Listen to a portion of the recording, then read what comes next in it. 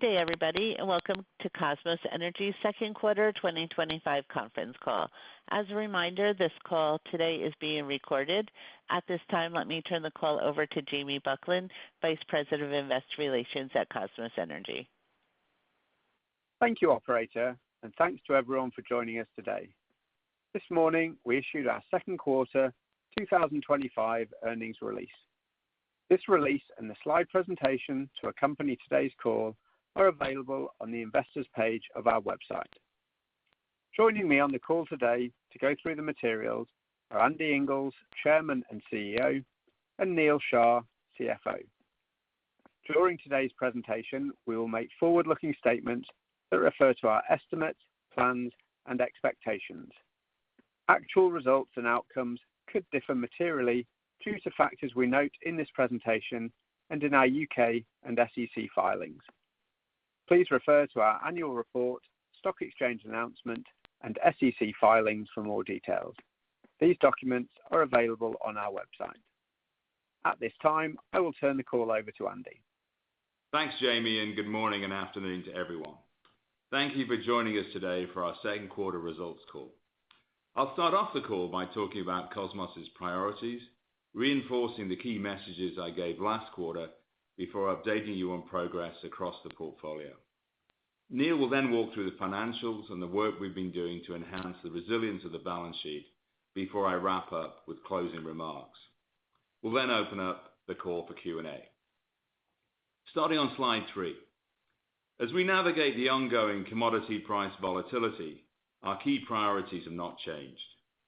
Last quarter, I talked about growing production and reducing costs to prioritize free cash flow while continuing to strengthen our balance sheet.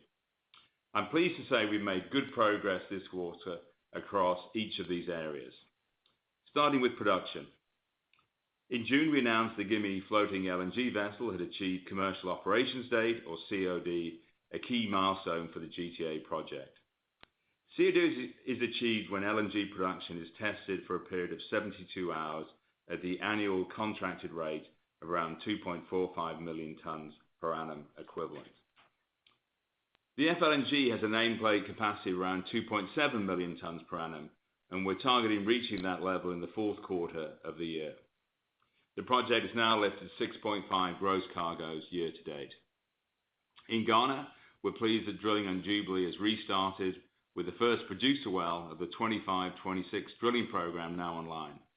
Initial gross production from the well is around 10,000 barrels of oil per day, in line with our expectations. We have also optimized the drilling program by accelerating the scheduled rig maintenance to 3Q, which allows us to drill a second producer this year, replacing a previously planned injector. This planned producer well is expected to add further Jubilee production around the end of the year, ahead of 4 more wells planned in 2026. I'll talk about that alongside 2Q Jubilee production later in the material. In the Gulf of America, the partnership has drilled the Winterfell 4 well with completion operations underway. The well is expected online around the end of the quarter. We are now approaching Kosmos record high production levels, with further near-term growth expected as we push GTA towards the FLNG nameplate capacity and bring on more wells at Jubilee and Winterfell. Moving to costs. We focused on 3 areas and are making good progress across all 3. Firstly, on CapEx. CapEx in the first half of 2025 was around $170 million, down around 65% from the first half of 2024, as we come out of a heavy investment period and start to see the benefits of those investments. With a sharp focus on CapEx in 2025, we've reduced our full-year CapEx forecast from around $400 million to around $350 million, with the first half actual supporting this lower forecast as we've slowed down some longer-term investments. Secondly, on OPEX. The largest opportunity for OPEX reduction is on GTA, and we're seeing OPEX per BOE fall as production ramps up. We're also targeting the refinancing of the GTA FPSO in the second half of the year, and we're working with the operator to explore alternative lower-cost operating models, which could further drive down costs across the project. And thirdly, overhead. We remain on track to deliver the $25 million of targeted savings by the end of this year, with the full benefit being seen in 2026 and beyond. And finally, the balance sheet, where we continue to prioritize our financial resilience with a focus on cash flow and debt paydown. On liquidity, we're taking steps to address our upcoming debt maturities. As part of today's material, we announced we've agreed indicative terms for a term loan of up to $250 million secured against our Gulf of America assets, and we'll anticipate using the proceeds to repay our 2026 bond maturity. We're also progressing additional financing activities to fund some of our longer-dated maturities. On hedging, we took advantage of higher prices in late 2Q and early 3Q to hedge more 2026 oil production, with 7 million barrels now hedged in 2026. We're looking to hedge around 50% of 2026 production by the end of this year. And finally, on the RBL, to reflect the timing impact of GTA ramp-up costs on leverage, we were granted a waiver from our banks on the debt cover ratio covenant through to March 2026. Neil will talk about all of these in more detail later, but in summary, we're making good progress against our financial objectives. Turning to slide 4, which looks at operations for the quarter. Starting with the GTA projects in Senegal and Mauritania. Second quarter net production was just over 7,000 barrels of oil equivalent per day, and the partnership lifted 3.5 gross LNG cargoes as previously communicated. As mentioned on the previous slide, the FLNG commercial operations date was achieved in late June. This is an important operational and financial milestone for Kosmos, as it signals the end of us funding the NOC's capex on the project. In Ghana, total net production was around 29,100 barrels of oil equivalent per day. Jubilee gross production of around 55,000 barrels of oil per day was lower than expected in the second quarter, driven by 9 days of planned FPSO shutdown, a period of riser instability following the restart, which has since been addressed, and underperformance of some wells on the eastern side of the field. I'll talk more on the following slides about how the partnership is addressing these issues and the actions being taken to re-establish the full production potential of the field. As mentioned on the previous slide, the first producer well of the 25-26 program was brought online late last month and is performing well. Jubilee gross gas production was around 16,600 barrels of oil equivalent per day in the second quarter. In early June, we announced that we had signed an MOU with the government of Ghana to extend the licenses to 2040. The license extensions are a win-win for the project partners and the government, with partners now planning long-term investments in the fields to maximize value for all stakeholders. We are working with our partners and the government to finalize the documentation, targeting completion in the second half of the year. When I met with President Mahama earlier this year, we discussed his desire to reinvigorate the oil and gas sector in Ghana with increased investment in some of the country's most valuable assets. The license extensions on Jubilee and TEN are aligned with that agenda. At TEN, gross oil production in the quarter was just under 16,000 barrels of oil per day. In the Gulf of America, net production was around 19,600 barrels of oil equivalent per day, at the upper end of guidance, driven by strong performance from the Kodiak and Odd Job fields. At Winterfell, the partnership has drilled the number 4 well, with completion operations underway, and the well is expected online later this quarter. On Tiberius, we continue to advance the development with our 50-50 partner Oxy, with FID targeted next year. In Equatorial Guinea, net production was just under 8,000 barrels of oil per day, lower than expectation due to some subsea pump mechanical failures at Sabre. The operator expects the first replacement pump to be installed in the fourth quarter, with production expected to rise thereafter. Turning to slide 5. At GTA, we continue to see a lot of positive progress with the project now fully operational. Year to date, we've lifted 6.5 gross cargoes, and the cadence of cargo liftings is increasing as production ramps up. Further progress is expected, with production expected to rise towards a nameplate capacity of 2.7 million tons per annum in the fourth quarter. Production of the project is expected to fluctuate slightly with seasonal temperatures, with higher production expected during the winter months when the air and sea temperatures are cooler.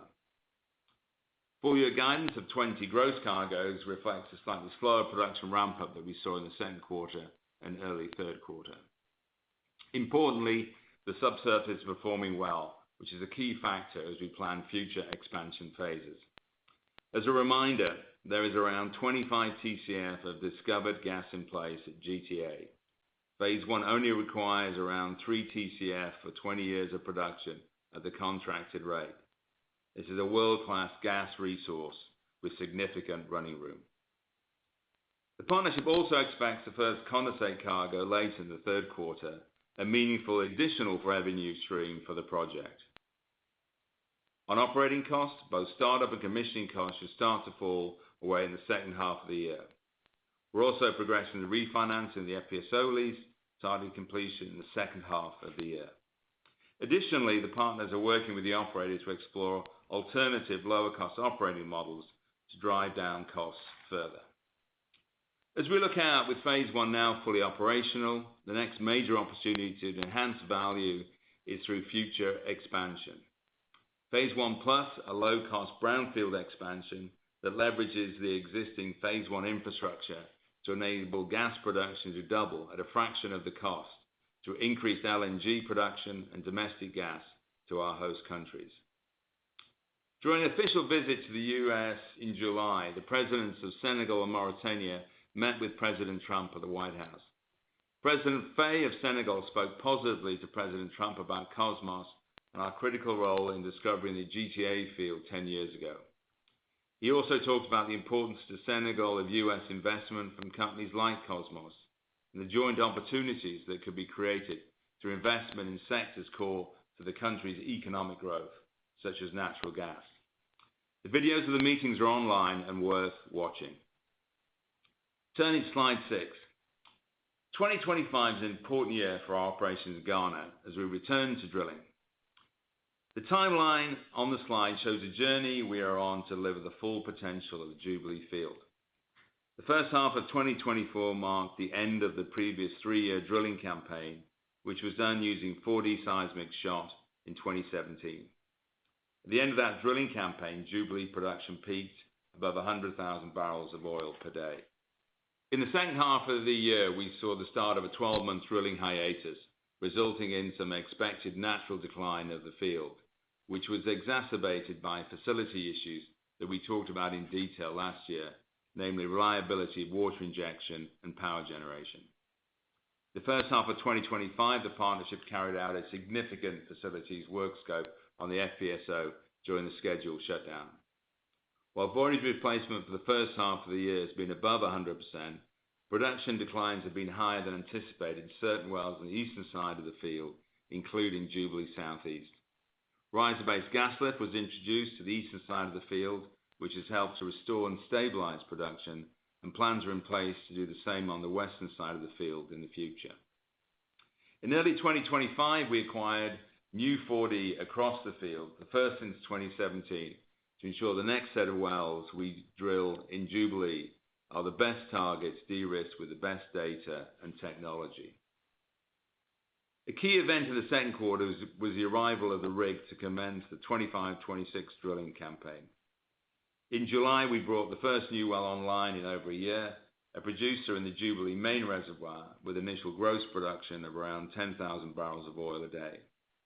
The 2025 rig program has been optimized to drill a second producer well in the Jubilee main field following a period of scheduled rig maintenance. This second producer well is expected online around the end of the year. We're excited to see the enhanced imaging of the fast-track 4D seismic data now coming through, which we plan to further improve using ocean bottom node seismic, or OBN, which we expect to acquire later in the year. I'll talk more about that on the following slide. As we look forward to next year and beyond, we're back to a more regular drilling cadence with 4 wells committed in 2026, which will start to benefit from the new seismic. Turning to slide 7. I want to spend some time on this slide talking about the importance of consistent drilling and how the partnership is planning to use the latest technologies to deliver the full potential of Jubilee. Using cutting-edge seismic technology to enhance resource recovery in midlife fields is a growing theme across the industry, with recent communications from some of the majors highlighting the significant role they expect it to play over the coming years. The 4D narrow azimuth seismic, or NAZ, shot in the first quarter of the year was the first seismic acquired over the field since 2017. This new seismic data, processed with the latest technologies, generating a better understanding of the subsurface through enhanced imaging, which is helping to identify new undrilled lobes and unswept oil. As can be seen on the slide, the modern NAZ data on the bottom right shows much greater definition of existing reservoirs and yields an improved understanding of fluid movements over time compared to the legacy seismic in the top right. The improved imaging of the new data also provides greater visibility and understanding of deeper potential.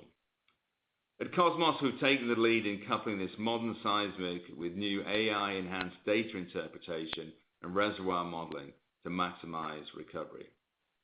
As mentioned on the previous slide, we're planning to acquire OBN data over the field later in the year, which will enhance the velocity model to further uplift the NAZ processing. The velocity model inserts to the two images on the slide show the evolution and improvement in clarity from 2017 to the present day, and we think there's more to go with OBN data.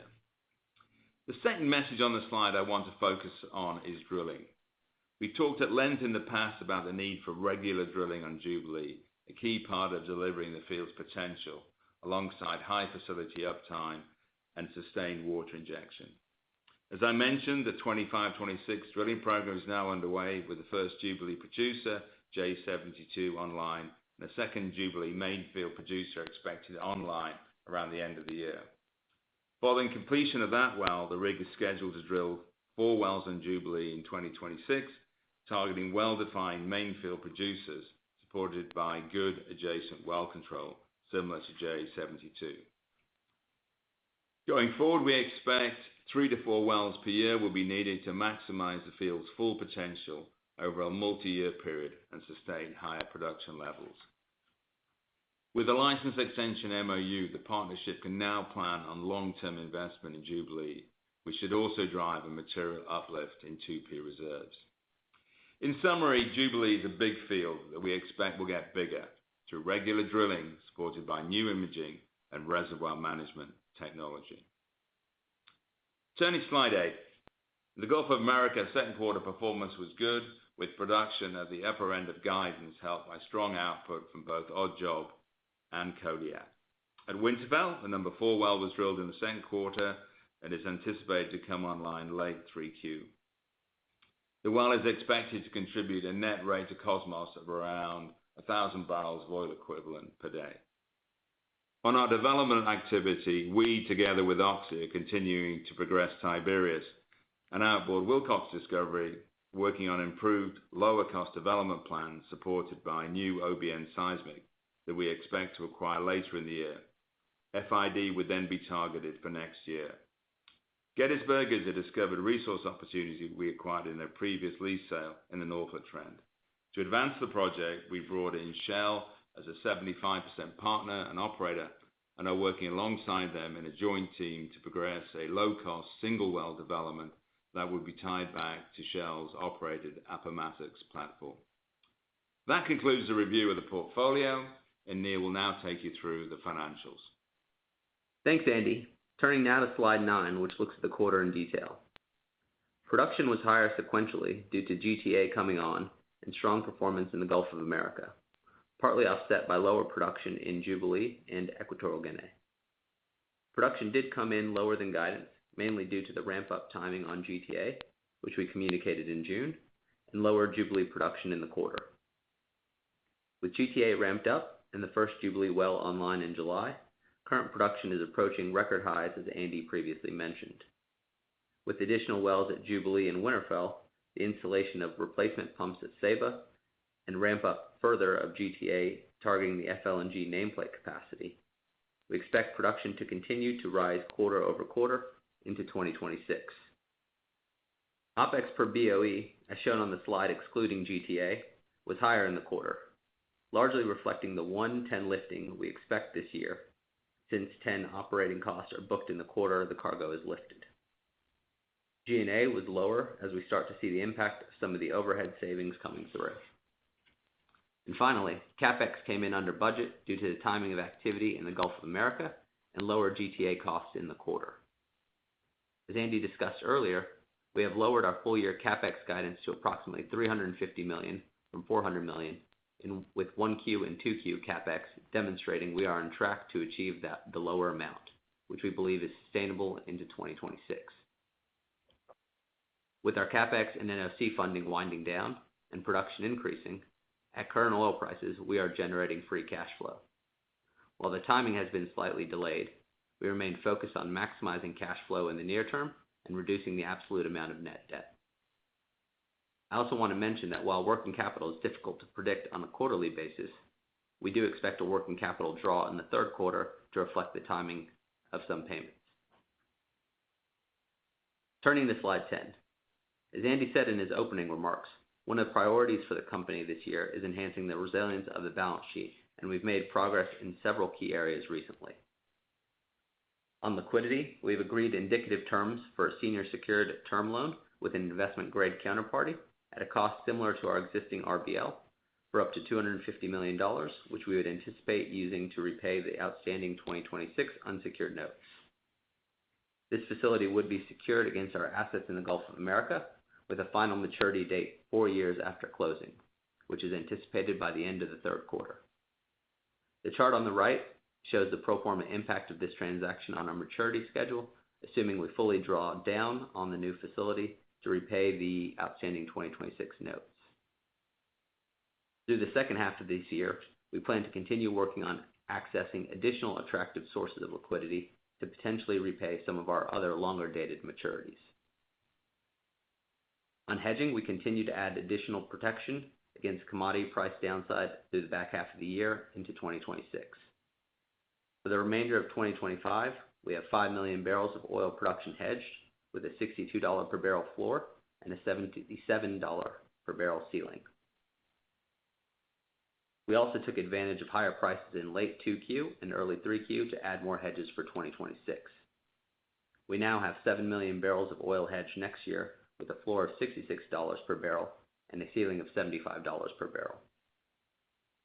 On CapEx, I talked on the previous slide about reducing full-year guidance to approximately $350 million from $400 million. The chart on the bottom right shows the material drop in quarterly CapEx from last year, with lower levels of CapEx expected to continue as we prioritize free cash flow.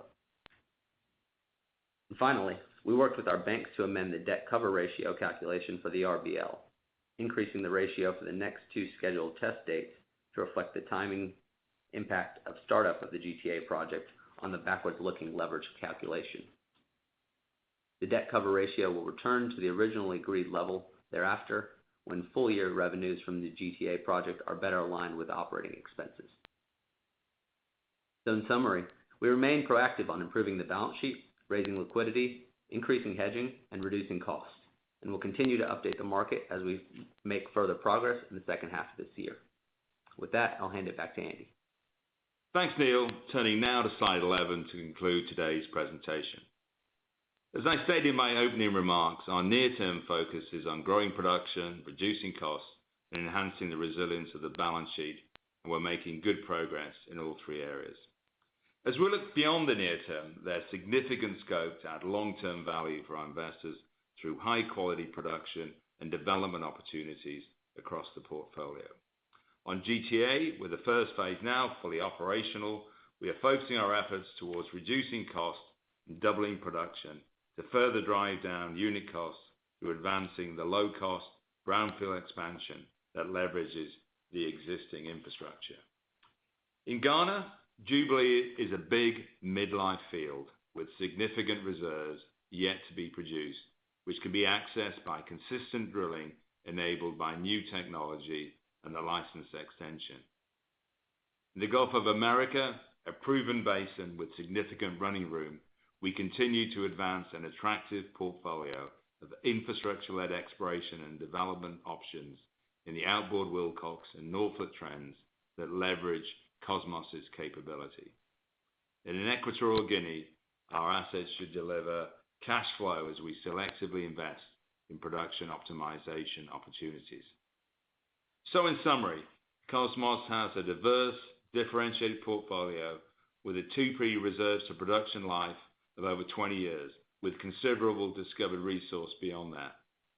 The conversion of this discovered resource into high-value reserves and then into production will be done at the right pace in a capitally efficient manner, prioritizing cash flow and the balance sheet in the near term. We look forward to delivering on these near-term objectives, which will support long-term value creation for our investors. Thank you, and I'd now like to turn the call over to the operator to open the session for questions. Thank you. If you would like to ask a question, please press star one on your telephone keypad. A confirmation tone will indicate your line is in the question queue. You may press star two if you would like to remove your question from the queue. For participants using speaker equipment, it may be necessary to pick up your handset before pressing the star keys. Our first question is from Charles Meade with Johnson Rice. Please proceed. Yes, good morning, Andy, and good morning, Neil, and to your whole team there. Andy, I want to ask a question about Jubilee. You've given us a lot of great detail here, and I love all the technical detail. But looking at the story from the top down, you mentioned that in the first half of 24, the field was producing over 100,000 barrels, and a year later, you're down to 55, or let's call it 60, adjusted for downtime. So that 40% decline in a year strikes me as high, maybe anomalously high. But if I look at it from a different way and say, okay, well, you need to drill 4 new producers every year to keep the field flat, and if those producers come in like your latest one, maybe that 40% annual decline is the slope you're fighting every year. So I wonder if you could comment on whether that's a valid way of looking at it and what you'd add to that picture. Yeah, thanks, Charles. Look, it's a really good question. I think when you look at it from the top down, I think you're rightly sort of focused on where we are in 2Q. Not only was the shutdown a little challenge, but we did have the additional issues of the riser instability, which we've ironed out. So you sort of have to look in 2Q in the right context, yeah. But it was also impacted, I think, by higher than expected decline, certainly in some of the wells on the eastern side of the field, in particular Jubilee Southeast. So you go, okay, well, what are we actually doing about that now? I think we talked in quite a lot of detail in the prepared section of the impact of 2 things. One is better data. We're really pleased with the uplift we're seeing from the fast track data in the NAS. And again, you need to remember this is fast track, a very early product. And to me, the uplift is huge in terms of our ability to see better opportunities in the field, both from undrilled lobes and unswept oil. So you're starting to see now a much clearer picture. And I think, we did suffer towards the end of the last drilling campaign from the quality of the data we stated back to 2017. So you've got much better data, and then the ability then to improve it further than NAS to the OBN. I think we're going to see a big uplift in the velocity model. So I think the imaging is only going to become clearer. And then, as you rightly say, the second part of the story is how do you harness that improved data? You've got to drill regularly, and when we've said all along that you need to get 3 to 4 wells in a year to sort of maintain the production levels. So if you sort of take that and sort of track forward, I think, we drilled the first of those wells and brought it online last month. And, we're seeing production rising as a result. We hope to get a second well on around by year end. And I think that, can push production up to around 70,000 barrels a day. So the drilling is more than offsetting the underlying decline and leading to growth. And then, 4 more wells in 26. We think they're likely going to be producers. And if you think each of those is adding, 5,000 to 10,000 barrels a day, You can see your way with even with the decline that we're seeing, building up towards that sort of 90,000 barrels a day. So I think that's how you get back to where we need to be. And then you can sort of rinse, repeat, because you've got quality data and you're starting to deliver a regular, consistent drilling program targeting high quality wells. So, yes, 2Q was lower than expectation, and you've sort of done the maths on that. But I think even when you were sort of, you adjust it for the one-offs that were in there, and then you start to look at the performance we're seeing from some of the wells that we're drilling, you can reestablish the potential of the field. But it's going to require the two things we talked about. It's going to require good data, and I think I'm really pleased with what we're seeing with the NAS, and I think the fast-track NAS, it'll only get better with the full product, and then the uplift from the OBN, and then back to a regular drilling program. Got it. That's great detail, Andy. Thank you. And then on GTA, I think you mentioned in your prepared comments and the slides, and it's also in the press release talking about exploring different operating models to lower costs. And can you give us a sense of what they might be, or more importantly, what the order of magnitude might be for reducing the cost? And I'm guessing that means in an absolute sense, not in as a precursor to reducing it on a unit basis. Absolutely. Yeah. Look, I think to sort of remember that GTA has certainly been a major project for us. The startup of a major facility such as this, as an LNG scheme, always comes. I think the first year is always a challenging period because you're building plateau, you're removing those shutdown and commissioning costs and getting to steady state. So I think the first order of business is sort of to deliver that outcome and get to that sort of plateau. And I think, we got COD in June. I think we're holding at those levels now, and we're producing at the ACQ. So I think, but we know there's more to go. When we look at the individual trains and the optimization that can be done, there's absolutely ability to get to nameplate and beyond. So that's part of the journey in the second half of the year. Then part of the journey in the second half of the year is getting those project and startup costs, commissioning costs out of the system and getting to a lower level, which we think we'll achieve both in the fourth quarter. And then looking beyond that, the conversation with the operator is around a couple of things. We're looking at how we refinance the FPSO in the second half of the year. That will bring a significant benefit to Kosmos and to the NOCs. And then beyond that is how do you reduce the operating costs even lower? And that ultimately, Charles, is about exploring sort of all operating models. Yeah. At the moment, we have a model which is exclusively BP personnel, both on the FPSO and the hub. Are there ways in which you can look at models that are employed elsewhere that ultimately get you to a more competitive position? So those are the things that follow next. So I think there's a lot of opportunity to take costs down, and it isn't simply about moving the volume up. It is fundamentally about attacking the cost base from all of the angles that I've talked about. That's helpful detail. Thank you. Great. Thanks, Charles. Our next question is from Matt Smith with Bank of America. Please proceed. Hi there. Good morning. Good afternoon, everyone. Thanks for all those details so far. Perhaps just have one sort of broad question on CapEx.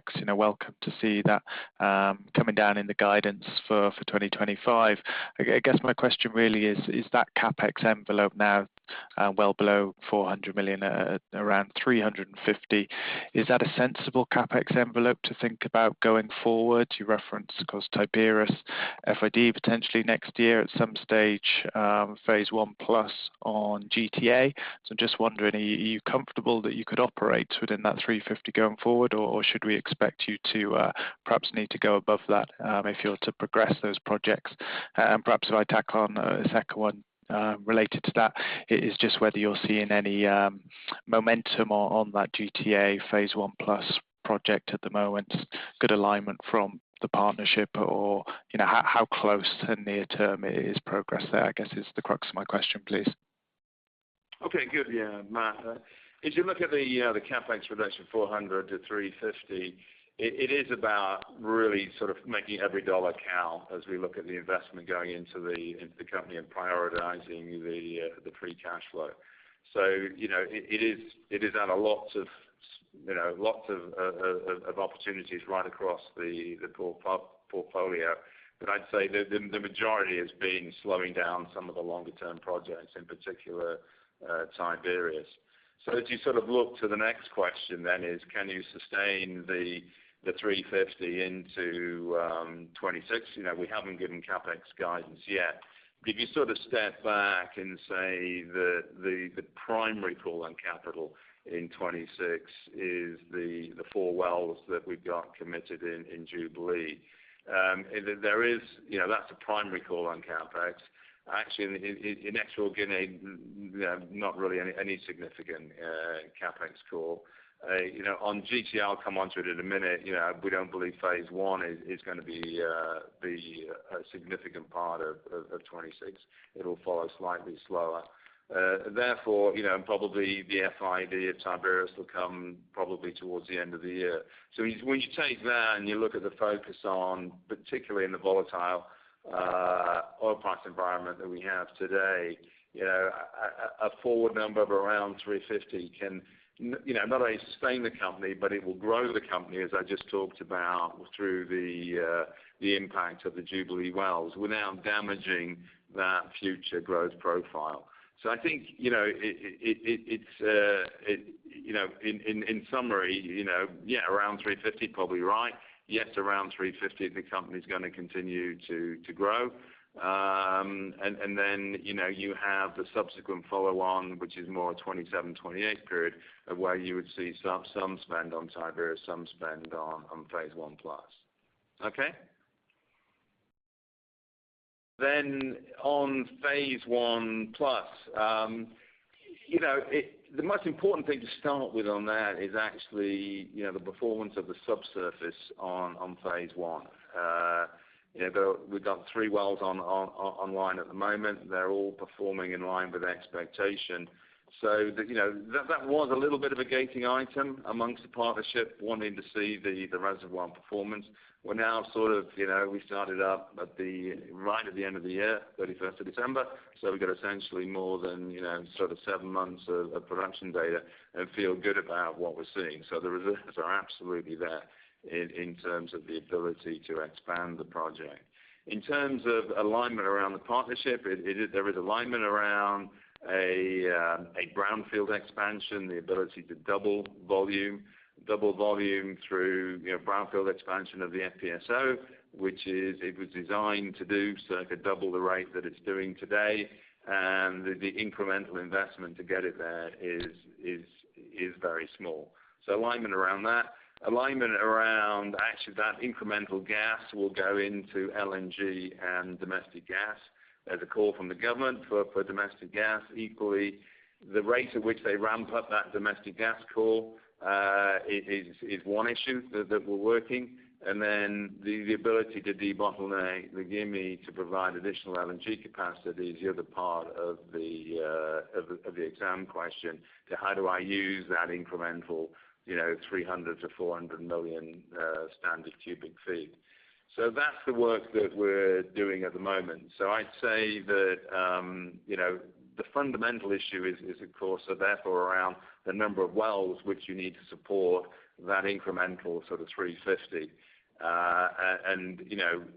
Good that the reservoir is performing. We're getting track record now, and therefore I believe we have the opportunity, I think, to sort of really refine that well count. So that's the sort of the work that's ongoing at the moment. There are 3 things: get the well count right, how many wells do you need, when do you need them to support the incremental volume, what's the timing of that volume in terms of domestic gas, and what uplift can you see from the Gimi to be able to deliver that. Perfect. Well, thank you, Andy. Happy to pass it on. Great, thanks. Our next question is from Bob Brackett with Bernstein Research. Please proceed. Hey, good morning. I have a clarification maybe and then a question. The clarification follows what Charles had alluded to, a 40% decline in the 100,000 a day Jubilee field. The way I read the release is something more like 3 to 4 wells a year to maintain flat performance, and maybe those split between producers and injectors, and that gets you to something like a 15 to 20% base decline. Is that the better way to think of it? Yeah, it is, Bob. Yeah, I think you've described it accurately. So if you think about, the near-term program, we're going to heavily weight producers because we believe we've got sufficient injection capacity as you ramp up from where we are today up to that sort of 90,000 barrels of oil per day. So you don't really need today additional injectors. So you can sort of high grade the program to producers, but to be able to do that, you need the data, et cetera, as I talked through with Charles. When you're at that higher level, then I think the decline rate that you've talked about is the level in which you can manage the field, and therefore you will need injectors because you've got a high level of offtake, and therefore a mix of producers and injectors 3 to 4 wells per year is the right way to think about it. And then I guess my core question is somewhat related, which is on the license extension. You have an MOU. Can you share whether there's any change in the fiscal terms or any work program commitment, or is that still up in the air? No, what we've said, Bob, is that we've described the intent of the MOU and the dimensions that it covers. It's a win-win really for both the government and ourselves. What we're doing is there is a decrease in the gas price, but there's more volume. So we've committed to move the volume up to 130 million standard cubic feet a day with a small discount to the gas price. There is an undertaking to drill up to 20 wells, and clearly the number will depend on the emerging opportunity set that we see from the NAS, but today we see it as being a positive view that we're getting of the reservoir. No change to the fiscal terms. It's under the existing law, and those are the key elements. So I think for us, the most important part is that you can properly invest in the field to deliver a consistent drilling program where you're continuing to invest in the data. Because I think, we can see the uplift from the NAS having sort of not been shooting seismic for almost 8 years. We need to get back to a regular program probably every 3 years where you shoot a NAS. Probably no need to redo OBM, but we would come back to that given that you calibrated the velocity model. So that's the real win-win from this, is that with a greater purview, you can invest properly up front to deliver that regular program that we talked about, where the data is enabling you to drill, the best wells that are available. Very clear. Thanks for that. Great. Thanks, Bob. Our next question is from Alexa Petrick with Goldman Sachs. Please proceed. Hey, good morning, team, and thank you for taking our question. Wanted to ask one question on GTA costs. I think the 3Q guide came in a little higher than our expectations. We just want to get your sense of what's in those costs. How do we think about then 4Q, and then any sense of how we should think about it on a per BOE basis for 2026? Thanks. Yeah, Neil, do you want to pick that up? Yeah. So, hi, Alexa. So the three components in the GTA cost number are sort of the FLNG toll, the FPSO lease, and the field, just sort of a regular field OpEx. And so the FLNG toll was a bit higher in 2Q, given we had some bonus payments that were payable to Golar. That's really normalized on a per MCF basis. It's a little over $2 an M on a recurring basis. So it's a volume-based calculation. And so it should be relatively steady both into the back half of this year and into next year. The FPSO is about $15 million a quarter in terms of operating costs of that lease. And again, I think we're saying we're working on. We said we're working on refinancing that in the second half of this year. That's on track. So you'll see the cost come through, the cost reduction come through when that's complete. And again, that's about a little over a quarter of the operating cost. And then the third one, like I said, is sort of field OpEx, and that sort of will be flat, closer to 3Q to 2Q as we sort of still rationalize some of the startup and commissioning costs, and then you'll see a drop off in that in terms of the fourth quarter that, again, we anticipate we can hold into 25 or into 26, and then also looking at the alternative models. And so, again, I think on a per unit basis, you'll continue to see both sides of the equation improve, both in terms of increasing volume and cost coming down. Okay, that's helpful. And then just wanted to ask, we recognize right now we're in a period of GTA startup costs, production is ramping, but as we think about getting to a point where we have more normalized volumes and costs come off, any thoughts about how we should think about a normalized free cash flow for the business? Yeah, and again, I would say our view on that sort of hasn't changed, which is sort of bring the break even for the business down to sort of the $50 to $55 per barrel type range, and then again the sensitivity depending on what oil price you're using is about $100 million of free cash flow for every $5 we're selling above that. So again, I think that's it doesn't exactly work out quarterly just because of the timing of listings and so on. Again, I think sort of that rate is what we're targeting sort of across the business on a consistent basis. Okay, that's helpful. I'll turn it over. Thank you all. Great. Thanks, Alexa.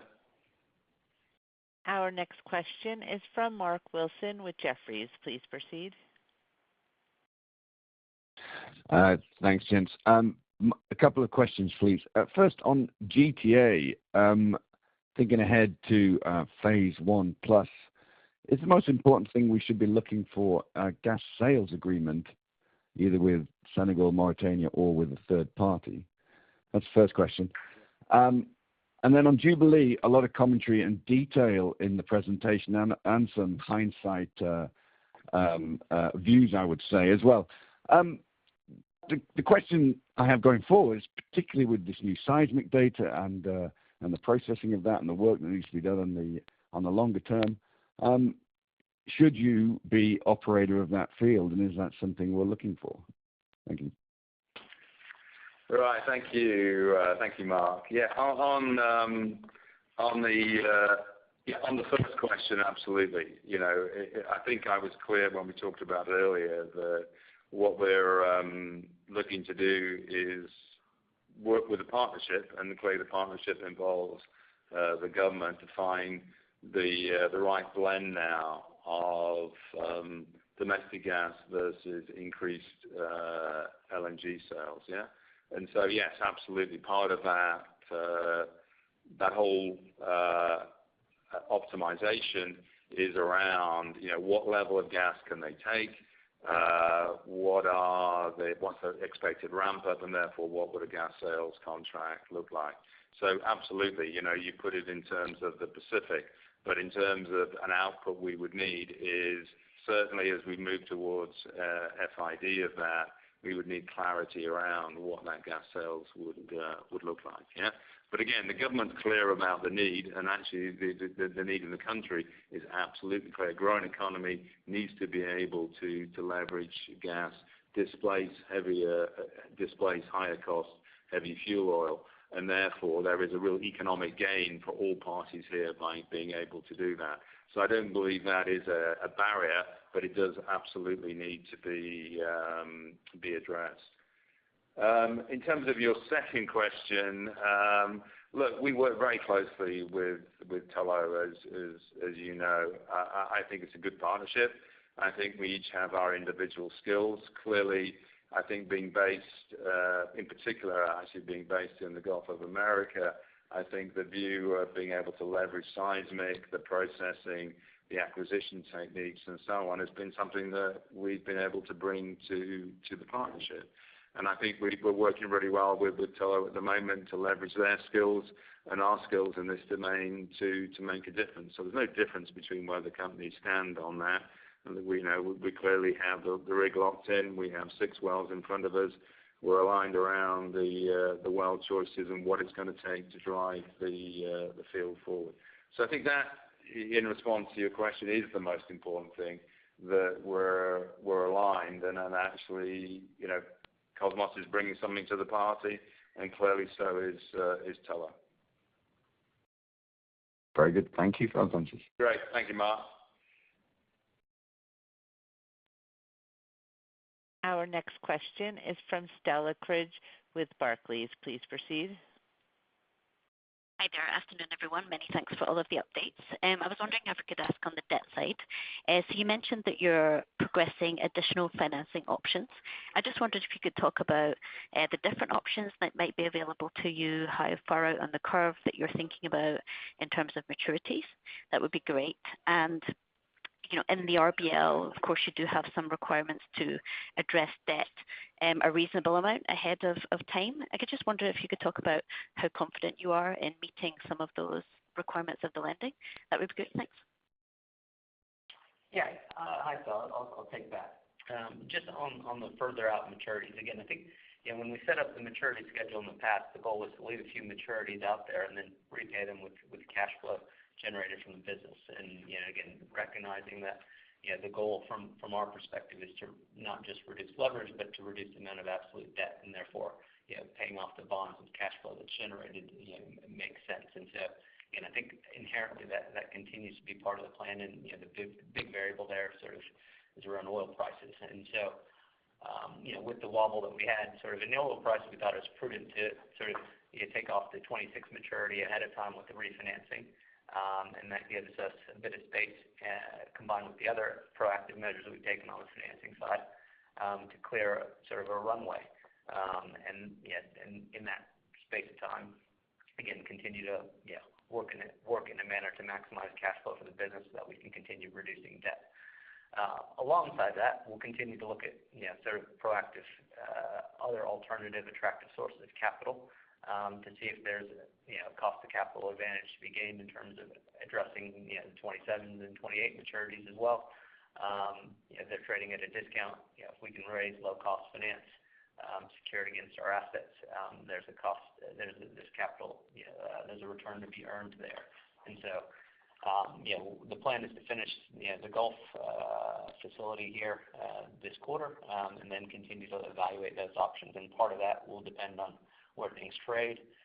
If they continue to trade at a discount, there becomes an opportunity for us to accelerate the net debt reduction through the early retirement of those bonds. So again, I think it'll be an ongoing process of evaluating that. And to your second question, just around the RBL, again, we went through the tests comfortably in sort of March. Again, we use an RBL price deck to show both from existing liquidity and cash generated between now and the maturities, that we have sufficient sources to cover the uses. Again, I think the oil price has moved up and down, but fundamentally we're well still above borrowing base price decks, and so feel good about sort of the future cash generation from the ability, and especially combined with the facility that we put in the Gulf. We'll have my expectations will continue to have decent coverage as we pass through those tests on a regular basis. Super. Many thanks for that. Right. Thanks, Stella. Our next question is a follow-up from Bob Brackett with Bernstein Research. Please proceed. Great. Thanks for taking the question again. This has to do with GTA, and you mentioned a domestic gas component. Can you remind me, is that a pipe to St. Louis, or is that some LNG into regas in, say, the car or something? What's envisioned there?